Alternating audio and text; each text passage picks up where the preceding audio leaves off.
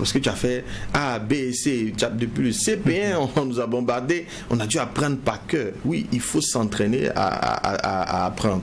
Ensuite, il faut avoir j'en ai parlé dans mon livre, on revient dessus souvent, la question de la connaissance, de la sagesse, de l'intelligence. Il ne faut pas juste apprendre intellectuellement.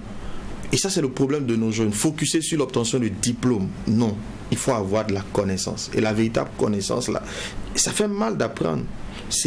Souvent, par moment, pour apprendre, il faut parfois même remettre en cause tout son système de croyance. C'est très compliqué de remettre en cause son système de croyance. C'est certitude. Est-ce que la connaissance sans diplôme n'est pas aussi un frein à l'épanouissement? Ça dépend de l'environnement dans lequel on est. Si on est entrepreneur, c'est très peu utile.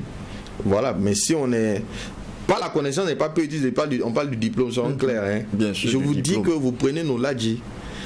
Mais souvent, on ne se rend même pas compte que souvent ils ont des masters en arabe.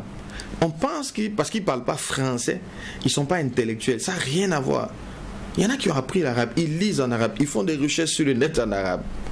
Mais ils ne parlent pas français. Et puis il y en a qui n'ont même pas fait d'études, ni en arabe, ni en français. Mais ils apprennent. Apprendre n'a rien à voir avec le diplôme. Le diplôme, c'est nécessaire. Il vient juste prouver que vous avez appris des choses. Mais si vous avez un diplôme qui n'a pas de connaissances associées, ça ne sert à rien. Voilà. Mais c'est d'abord d'apprendre. Il faut vraiment apprendre. Maintenant, lorsqu'on est employé, on est dans une entreprise, le diplôme va devenir nécessaire. Parce qu'il y a des règles, il faut bien justifier quand on vous donne un poste. Voilà. Et ça, c'est nécessaire d'avoir. Mais le diplôme doit toujours être associé à de la connaissance.